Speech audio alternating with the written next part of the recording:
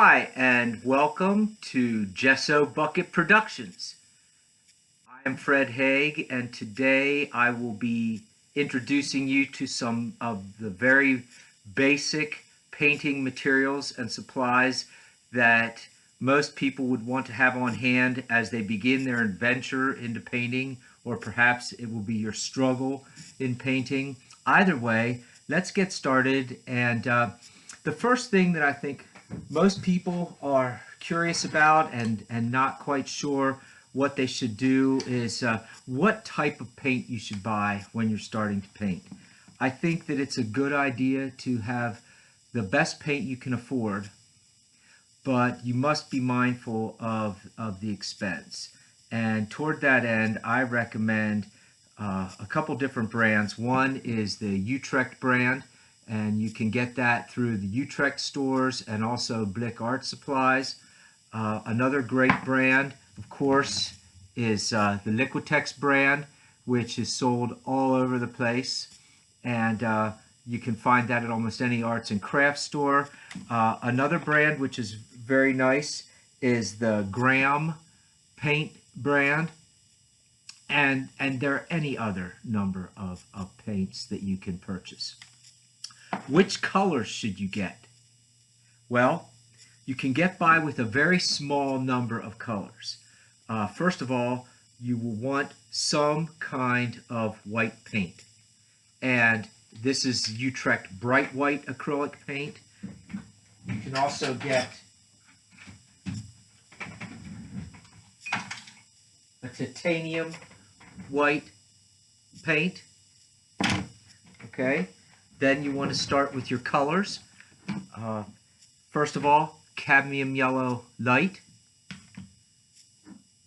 cadmium yellow medium, and anytime you see the phrase or the word cadmium, I would recommend that you get the cadmium hue, not the pure cadmium pigment, because that pure cadmium pigment will set you back a lot of money. And the colors for most student grades are the hues. So cadmium yellow light and cadmium yellow medium, and then also cadmium red light and cadmium red medium. Again, the hue.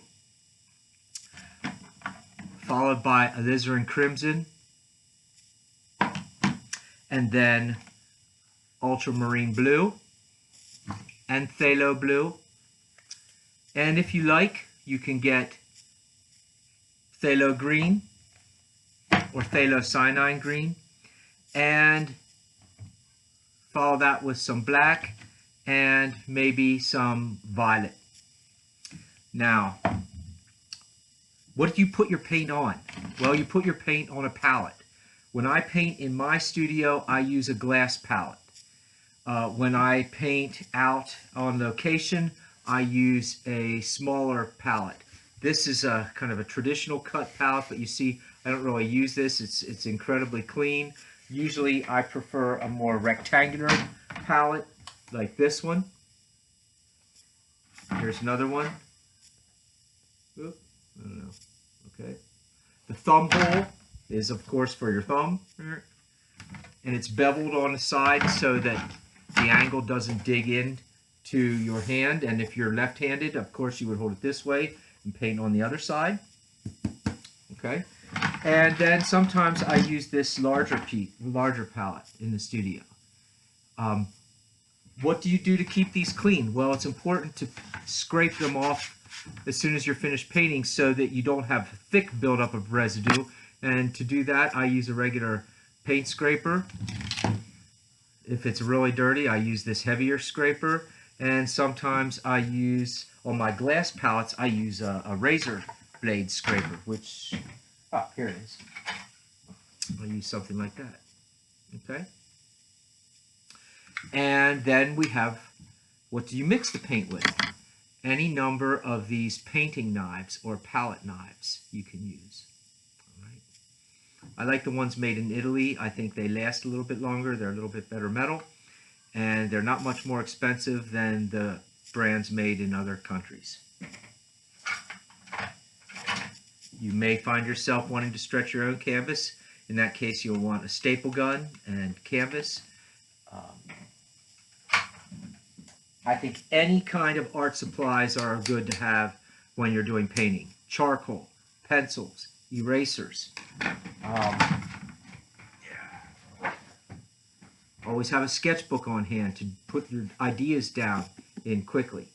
And then your brushes. Now, lots of beginners tend to like the smaller brushes. All right? And you say, well, those aren't that small. These are small brushes to me. I prefer to use a larger brush, like a 1.5 or 2-inch brush, or at least a 10 or 12 round. And you have your flats and your brights and your rounds. And if you think about it, each brush basically corresponds to the size stroke you're going to be making. So it's important to have a variety of brushes. If you're using oil paint or acrylic paint, you can get away with stiffer brushes like the hog bristle brushes. If you like smoother paint application, you can use a nylon, which is a nice soft brush. If you have a lot of money to spend, you can use sable brushes and other natural hair brushes. Always clean your brushes with soap and water after each painting session. Don't let them sit in water overnight. That's damaging to them, and they get ruined very quickly. So finally, let me talk a little bit about putting the paint on the palette. And when you put the paint on the palette, you'll see that in this case it goes from warm to cool, from the yellows to the oranges to the reds to the blues. And same with this palette. Yellows to oranges to reds to blues. So when you lay your paint out, try to work in the shape of a color wheel. So I'm going to start with my cadmium yellow light.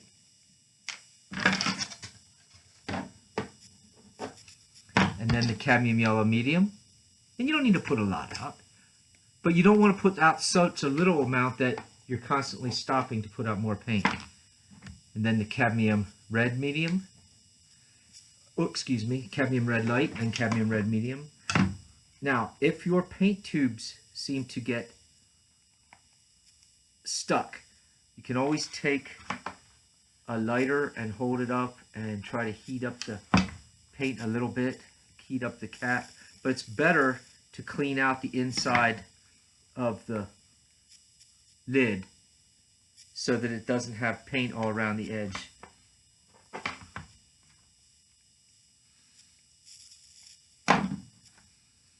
Alizarin crimson.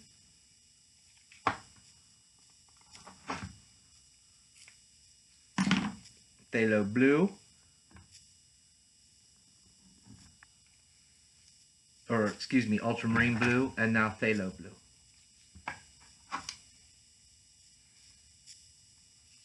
I'm not going to put any violet down, but you can see that I have these colors moving in this arc. I'll put some green down, however. I'll put that across from the red toward the bottom here. And finally, put my white in the middle. I'll use that for the mixing area.